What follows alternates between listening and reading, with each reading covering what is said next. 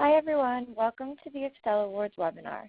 My name is Allison Bostrom, and I'm the Awards Program Manager at AM&P.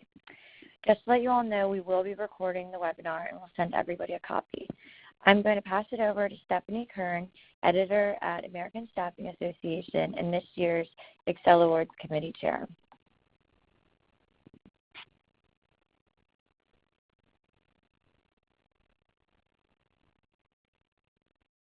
First couple sections, but I do want to first introduce our other panelists here. Sorry, there's me. And like Allison said, I am the Excel Awards Committee Chair this year. So I've been getting input from a lot of different people this year on how to make the awards better. So we've done that this year, and we'll continue to do that for next year as well. Also joining me are Debbie Bates-Schrott, founder and CEO of Beyond Definition, and Sarah Erickson, senior designer and data visualization specialist at GRAPHEK. So let's start with the basics. What are the Excel Awards? Really everyone works hard every day to get their publications noticed in different avenues, but the Excel Awards is a great opportunity to do that. They recognize excellence and leadership in publishing, marketing, and communications. Open to nonprofit and for-profit associations, as well as industry service partners submitting on behalf of their association clients.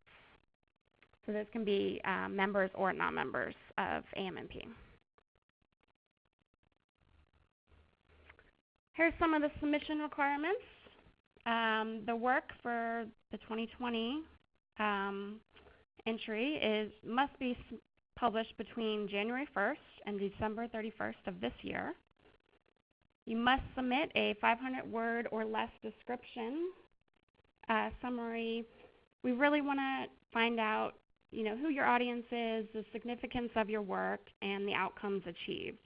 Because obviously everyone here is, everyone that's judging rather, is new to your work. Hardly anybody is in the exact same boat. So it's really important to let them know what it's all about.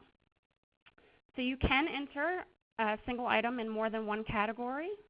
You just pay a separate entry fee for each entry. Physical copies for printed materials must be mailed to AM&P, or links for digital copies. And then finally, you do have to submit some more supporting images or screenshots, and that's for winners. Well, everyone has to submit it, but for winners, they are displayed at the Excel Awards Gala. So that's why those are needed. So why should you enter? Well, there are a million reasons why I think you should enter, obviously as Excel Awards Chair. But really, it helps your company market itself. You really, your work is really, obviously a lot of people's work is really outstanding, and you really want your members to know that. Winning an award, you can market that award in various ways and tell not only your members, but also your internal staff. It really, I know in my company, my CEO, COO, they don't know the exact work I'm doing. They don't have time to always read it and, see the thoughts that members provide. So really, just getting that award and letting them know shows them, you're doing a great job, and really helps with buy-in for other projects, perhaps, that you might be interested in that, will help go toward that. Again, value to members. Members are, especially now, I think, really trying to get value out of every dollar. And they're obviously looking to grow their companies, and your publications resources are helping them do that. So let them know that. and then helps build team morale as well. Your internal department, everyone enjoys a good win, and celebrating that win is even more important. And here's just one quote from an entrant, a winner rather, from last year for Planning Magazine, Megan Stromberg. And that's, also just pointing toward how winning an award is going to help you with internal buy-in. She says here possibly seeking support for new and exciting digital forward endeavors. And that's absolutely true. I've experienced that in my company. All right, here are some stats about the Excel Awards. This is for last year's Excel Awards, 2019. 800 total entries. Of those, 252 were winners. So that's just about a third of the entries were winners. It's pretty good odds. You see there 71 gold winners, 90 silver winners, and 91 bronze winners.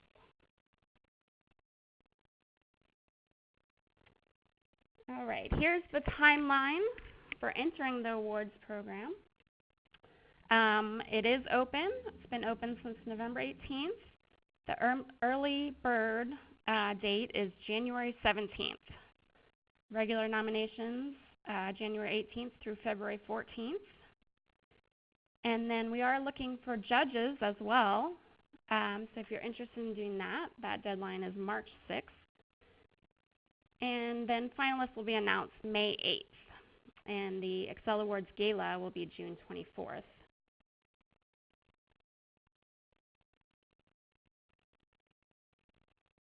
All right, and there you see the website to enter, siia.net/Excel. You can find a lot more information there as well on past winners, the different categories, and FAQs and all that. So again, there are the deadlines, the member and non-member pricing. So you'll see members save about $35 by entering by January 17th. So you can submit even more. All right, here's just a deep dive into the categories a little more. So there are 117 categories overall, and that's under 7 media types: books, digital media, journals, magazines, newsletters, newspapers, and promotional content.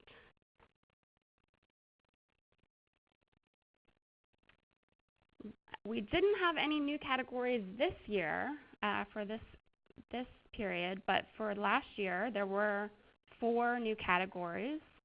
Awareness campaign, really to promote awareness of a company's mission.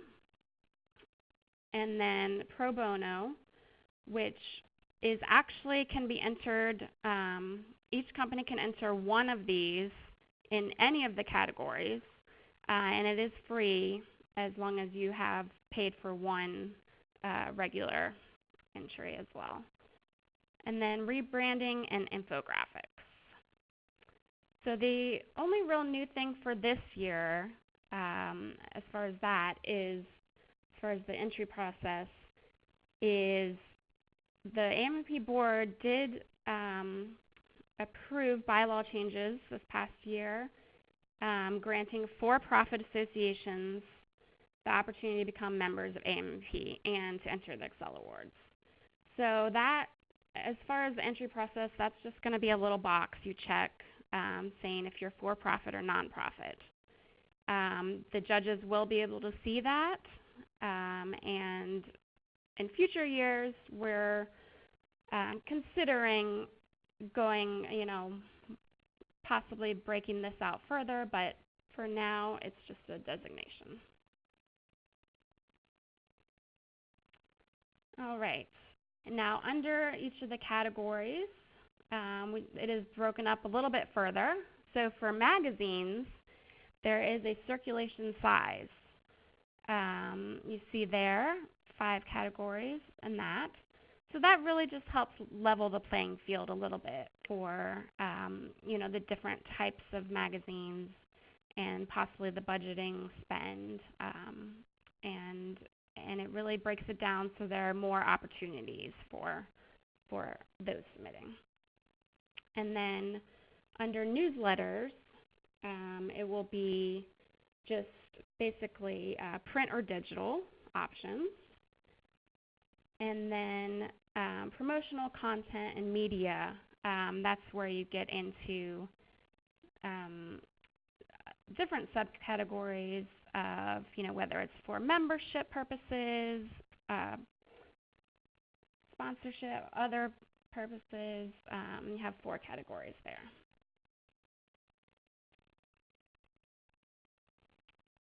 All right, so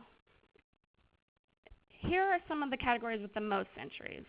And I'm telling you this because possibly, these, if you're really looking to only enter a few categories, you really want to have better odds of winning.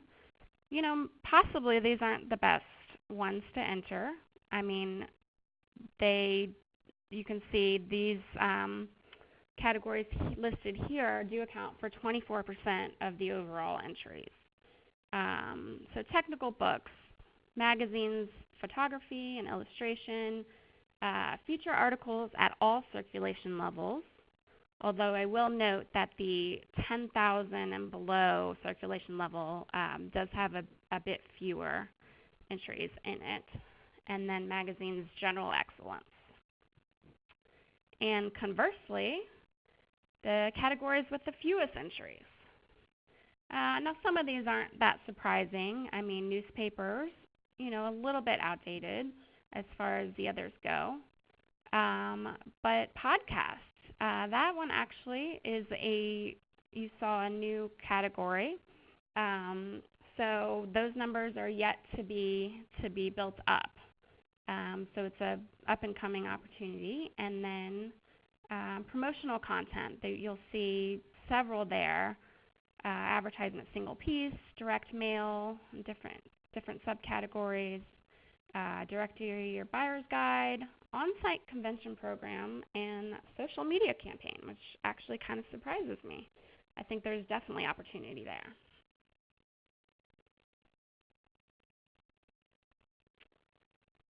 And then it's not a category to enter, but just a note on our extra award.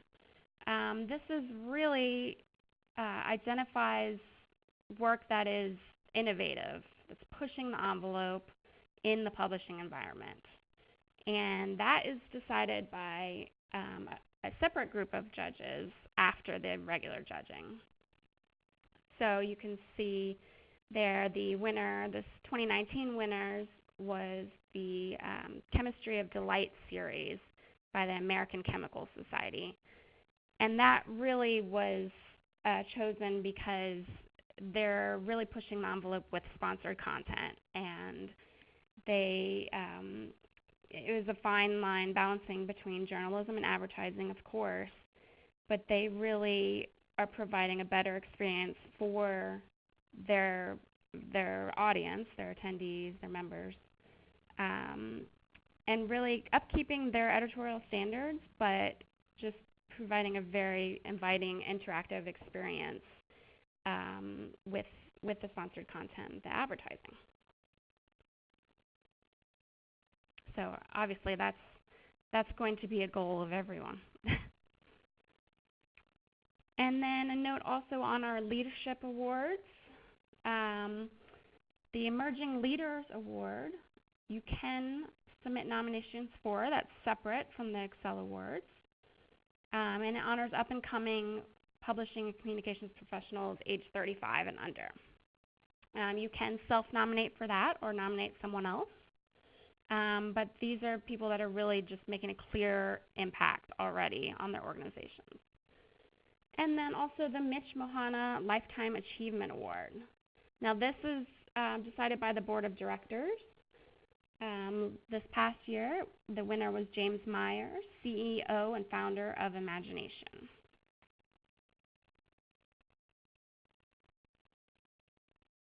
All right, with that, I will turn it over to Sarah Erickson to tell you about crafting a winning entry.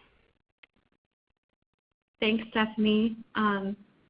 Hello, everyone. Just a quick introduction on who I am. As she said, I am a senior designer and data visualization specialist at GRAPHEK. I have been involved with AM&P the past few years. Currently, I'm on the annual meeting committee, and I have judged Excel Awards in the past. So it's definitely a really fun organization to be a part of, and Excel is something that's very exciting as well.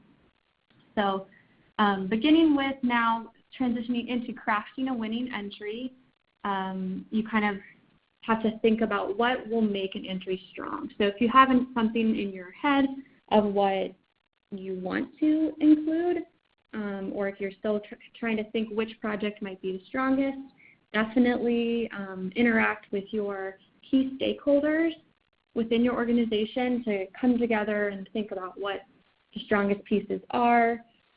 Also thinking big picture, which pieces maybe have a whole campaign, which ones have a big impact, how does it affect your members, and then which ones will also have that strong description that will really pique the judges' interest. So these are some of the things we'll be talking about for how to craft these entries once you just discern which one you'd like to submit.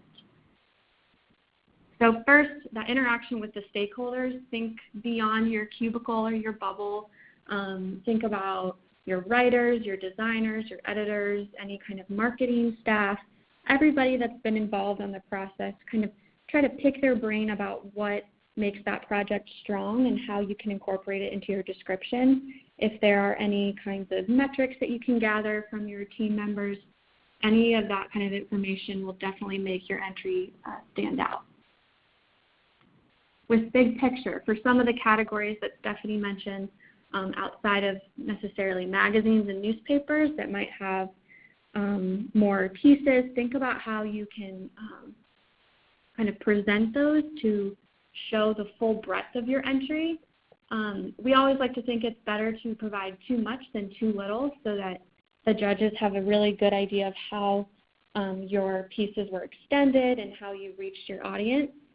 And then also maybe you'll see some examples throughout this presentation on how they're physically presented within either mock-ups or a clean mat board, just kind of thinking about this is the only time you're going to be getting in front of the judges' faces, so you want to put your best foot forward and make sure that your work is really clean and clear and easy to digest. And then next, which I think is one of the most important things, if you're going to take anything away from this at all, take away this, that descriptions are very important. It's the only way that judges are going to be able to get inside of your head and get a full picture of what your project is about. Like I said earlier, include metrics, and as a data visualization person, you know I love data, and that's only going to back up your claims when you're saying that this is a really strong award-winning entry. So make sure to include that if possible. Also look to see what the judges will be using to go over and assess your project, and kind of write to those areas and see how they're going to be evaluating it, and make sure that you hit those key points so that it's in their head when they're going over it. And make sure you provide lots of context and how this was distributed, and any kind of that fun information is always really good for judges to know. And then also one thing that we've liked to try to do in the past was potentially using bullet points. These judges are reading and going over these projects all day, so if it's scannable and easier for them to read, they're probably going to digest more of your important information in a clearer and more concise way. That being said, this is an example for the awareness campaign category. This project won the 2019 Silver Excel Award in this category. And you can come back and read these descriptions at a later point. It gives you a good idea of how you can use metrics, starting out with kind of an overall broad impact of what your association or organization does, and then goes into the nitty-gritty of what this project's intent was through use of data and metrics and kind of a concept description, so that you get a really clear idea of how this campaign went, what it was used for, and who it intended to reach. And then this is an example of how this campaign was presented visually. So you can see the campaign collaterals were clearly labeled. They were placed in mock-ups so that the judges had context of what the different ads were used for and how the members and their audience were viewing these. And this also had a digital component. I think it's always helpful if you are sending printed pieces as a whole suite to show some screenshots of those with, again, a link to where it can be fully digested and judged online. But again, that's just for, this is the awareness campaign, so it had printed pieces as well. You don't need to submit printed components for something that's digital only. So next, thinking once you've kind of evaluated which projects are strong to enter, thinking about how they're going to stand out against what the judges are kind of seeing throughout the whole pack. So one thing I like to always think about is that emotional impact. The goal of your project is to make that impact with your members and have them feel something, and the same thing can be said for the judges. So having that strong concept and something that evokes a feeling and makes the judges want to read more and digest more and get really excited about it is what's going to make it stand out apart from some of the other materials. And then this is something you guys do day in and day out. You're obviously in your position for a reason. It's something you're passionate about, and let those judges see that passion. Let it go through in your description and have them really want to be involved through your work as they're digesting it and judging it. So here's another example. The National Association of Social Workers had a new magazine that was done this year. They won 3 2019 Gold Awards and 1 Silver Award last year in the categories Design Excellence, Redesign, and Feature Article Design. This description is an example of the General Excellence Award in one of the categories. Again, there were 5 categories for this, so keeping in mind that this was just one of 5 General Excellence Awards given out within the magazine category. So this is a good example of an association that submitted their magazine in multiple categories, and keeping in mind that even though it's the same magazine, you're going to want to fine-tune those descriptions for the category that you're entering them in. So it may take a little more time. You can still borrow elements from the descriptions, but make sure they're different and unique so it's not the boilerplate cookie-cutter description that judges are reading for feature article versus this general excellence section.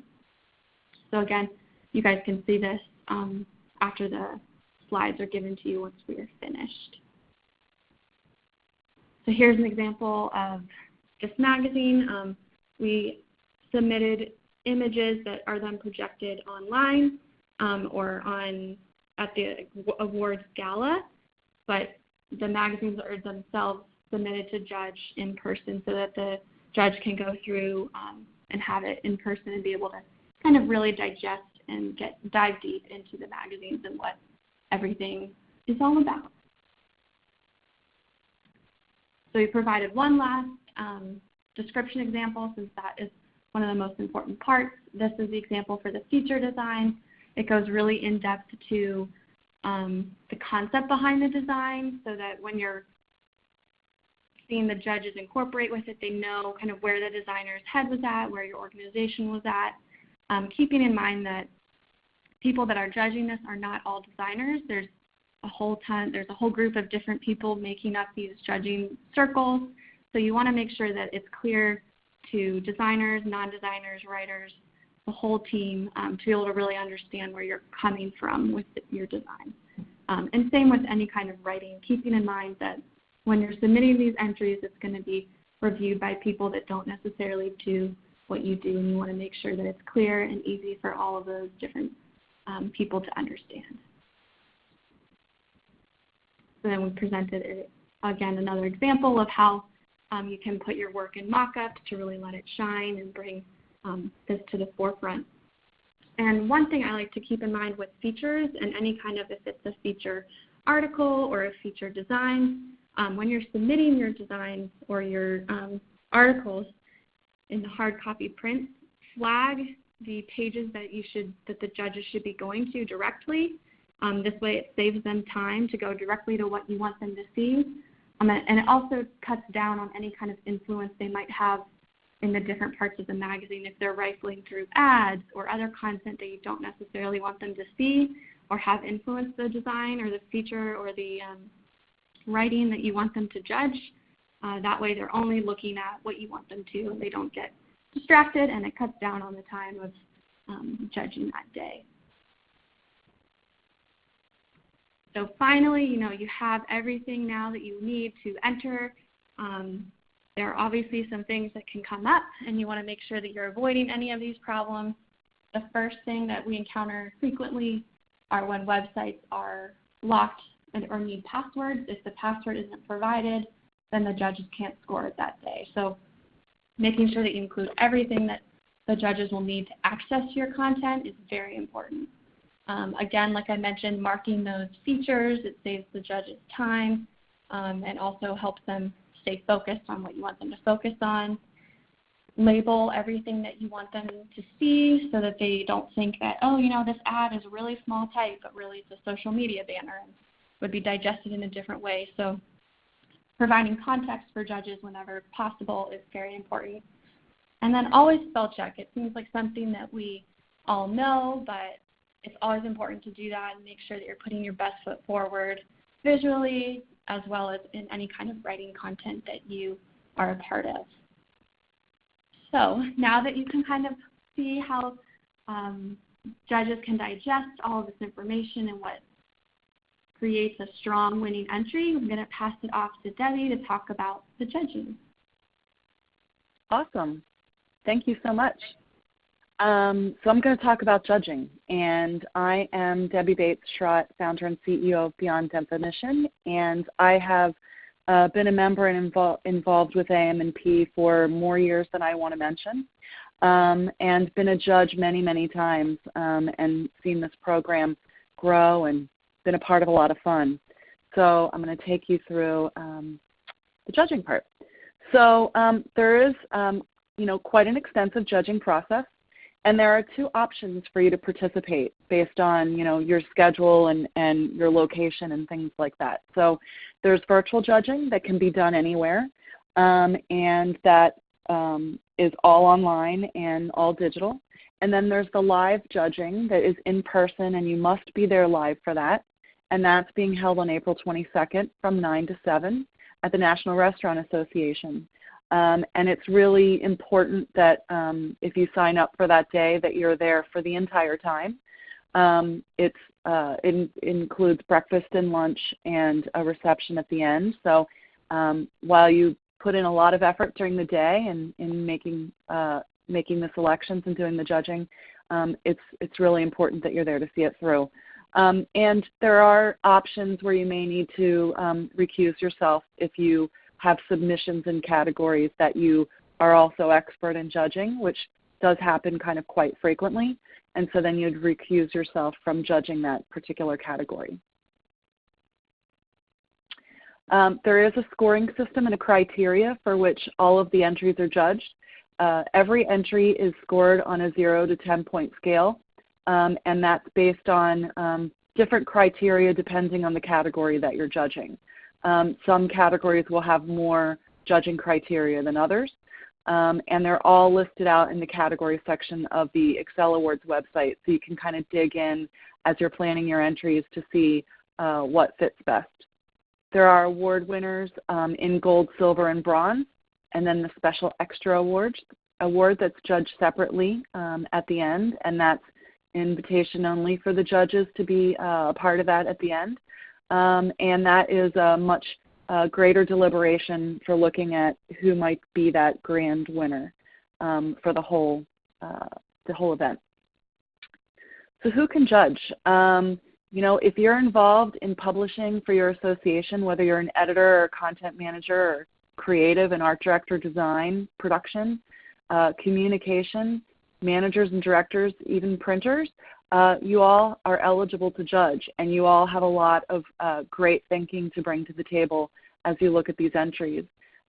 If you have questions about whether you're eligible, there's an email there on screen at awards@associationmediaandpublishing.org for you to reach out to clarify anything. And there's no limit from any one company of how many people can judge. So definitely take a look at that. It's a great opportunity. What does it entail to be a judge? Well, as I mentioned, there's virtual and in-person opportunity. And you can be expected to review up to 20 entries or so, and that depends on how many entries are submitted in a category, and also how many judges sign up to judge, whether it's virtual or in person. So, there is great care in taking into account how the entries are spread around so that it's best use of everyone's time and getting the right amount of eyeballs on the entries. The virtual judges typically would spend 10 to 15 hours judging those entries, and you're using a portal online, the Excel Awards judging portal, and you're given about 4 weeks to complete that scoring. So you don't have to do it all in one sitting, which will be a long day, and everything needs to be completed by April 17th. So that works very well if you need something flexible for your schedule, but you still really want to participate and be a part of this and seeing what everyone's doing out there. The in-person judging, again, must be in person for the full day or whenever that scoring is complete. Typically, when I've been a judge, I think that we've probably been complete around 6 o'clock, and it's nice to stay for the cocktail reception at the end just to collaborate and hang out with the others who have spent their day there judging in DC. And it really is a commitment for that day. While there are, opportunities for breaks and such, it's really important that you kind of are out of the office and committed to be there in person and put your attention on, all of the awards that need judged. And why should you really be a judge? I think this is the most inspiring part of this. First of all, it's a really good opportunity for you to give back or be of service to the profession. In some ways, depending on your organization, there are not a lot of ways to do that, but to use your experience in the industry to really provide that feedback and be a part of this, I think it's terrific. It's also a really great learning experience as you evaluate the entries and the cross-section of all of the kinds of things that you'll see there that day, particularly if you're judging categories that maybe aren't in the area that you work in your association every day. It can be inspiring. And if you are, in particular, involved in magazine and editorial and you're judging some of those categories, it's really great to see what others are doing and to get in discussions around those entries. It can be inspiring, and you can kind of learn a lot or look at some new ways of thinking. It's a tremendous networking opportunity. You're broken into groups for the day and given your categories. And so you'll meet some new people. You'll learn about what they're doing in their associations. And you'll have lots of great things to talk about when you review the entries. You really do get to see what others are doing and become inspired by that. As I mentioned, there are scoring sheets that day. Every entry is scored, no matter what, and so there are sometimes discussions around that. So everyone will have to submit their score. But the times that I've judged, we've really spent some time collaborating as well. So we've done our scoring sheets, and then some of our top favorites, we have some discussion around it and have some groupthink around it. Or if we had several that were all really scored very equally, we'd have some discussion around it. And it's really awesome to hear, what someone on the editorial side might think about something versus someone on the creative side versus someone from the printing industry or focused specifically on content or on web. you really start to see things, with a different perspective from a standpoint of these entries. And, you can really learn a lot from that when you leave from the day. I think that ends my time. Thank you, Debbie. I appreciate Absolutely. that. And I forgot to tell everyone at the beginning to please submit your questions through the feedback panel on the webinar screen there. We already have a few questions, so please submit any other questions now while we're going through those, and we'll answer them all now. One question, I believe this one is for Sarah, and her section says, did NASW submit the mock-ups in addition to the hard copy magazine? So, Sarah, do you want to navigate back to that sample and answer that one? Sure. All right. So, yes, they did submit these mock-ups. However, they were not submitted in addition to hard copy. They weren't printed out and submitted, so they were only submitted digitally. And this is really, the purposes are really only for presenting the work should it win an award. And this was presented and shown on the screen at the award gala. So that, you'll submit a lot of these types of images with your entries in case they do win. It's also used for the magazine if they win as well. So even though it was submitted, it wasn't submitted in print, only digitally. Okay, great. And then we have another one. Says, do judges ever move an entrant into another category if they deem that it's in the wrong one? Debbie, do you want to answer that one about judging? Sure. There are instances when that happens, and very often, but not always, they're kind of in an obviously stuck in the wrong category. And so if you see something that you either think is in the wrong category based on your observation and reading the description and understanding it, then there is AM&P staff there that need to be given that entry and make the decision on how it gets recategorized so that it can be judged at the proper table by the proper group. But it does happen. Not super often, but it does happen, and they're used to taking care of that.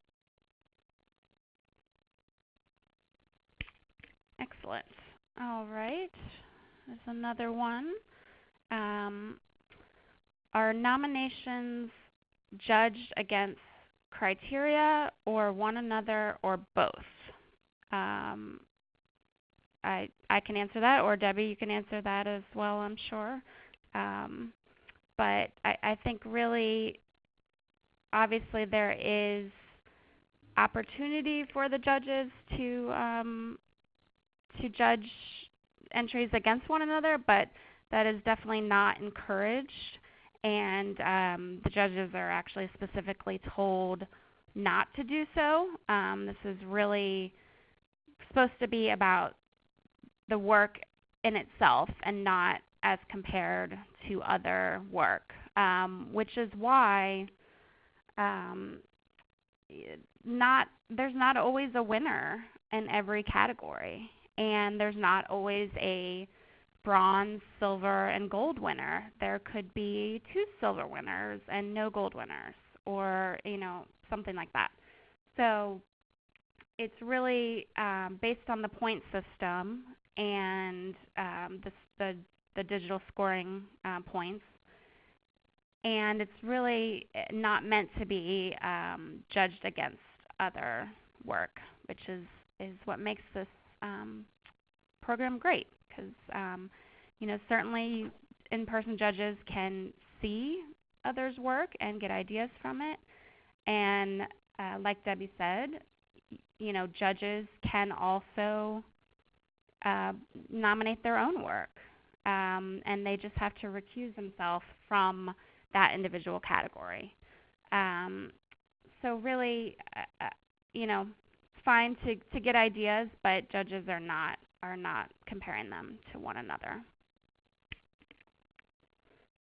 All right. Another one. Well, I just kind of answered this one. Says, must the judges pick a winner in every category? So no, they don't have to. There could be more than one silver, more than one bronze, etc. No gold, no bronze, no winners at all. I don't think that's very common, but it could happen. And then this one says, are there any discounts for submitting more than one entry? Unfortunately not. Each entry requires a separate entry fee. But as I did mention earlier, there is a $35 member discount for if you submit by the early bird deadline. And then it's $25 for non-members, I believe. Let's see. Oh, okay, here's one last one. Says, my publication serves a highly specialized niche. How could an editor from another industry possibly evaluate the quality of our work? So really, I think it comes down to the clarity and helpfulness of the information that you've provided in your 500 or word or less summary, and how you structure your entry. What makes good B2B journalism is sort of common, regardless of what the subject matter is. Is the piece that you're evaluating richly sourced? Is the writing and presentation of the material crisp and clear? Is the information presented so that the audience can get in and digest that information quickly and easily? These are all very universal factors, and regardless of what industry you're talking about, construction, financial, medical topics, all that, it really, great work is really in whatever context, for whatever audience, it really is how you present it and how you make the case for your work. Again, through the structure of your entry and through your summary. So it's really up to you to bring that work to life. I don't know if anybody else has any other thoughts on that. Any other presenters? Sorry. I think you covered it pretty well. Okay. Okay. Since we have time, we just got another question in here.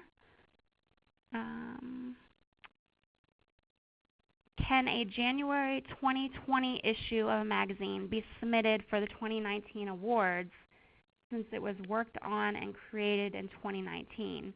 Or do we need to wait for the 2020 awards? I will let Allison correct me if I'm wrong, since she is the manager of these awards programs. But I believe that you would have to wait for the 2020 awards because, that would be for the 2021 awards, since these are the 2020 awards, because it's supposed to be published between January 1st and December 31st, 2019. Is that correct, Allison? Yes, you are correct, by publication date. Yes. Okay. So unfortunately, yeah, just missed the cutoff. And then someone is asking about the webinar being available soon, and I believe it just takes a couple days. Allison can confirm that as well, but I believe it just takes a couple days, and we'll be sending that out to all participants. And then the on-demand version will also be available on the Excel Awards website. and we'll be using that and pushing that out in various other formats as well. I think that is all the questions. If you have any more questions, you can always, sorry, let me go back to the end here. We have the website there for you, and the email in case you have more questions. You can contact Allison at awards@associationmediaandpublishing.org. And again, enter before January 17th, save $35 for members, and that's siia.net/excel. We thank you very much for joining us on this webinar, and we hope you enter the awards programs and decide to become a judge, either in person or virtually. And happy holidays to everyone, and have a great day.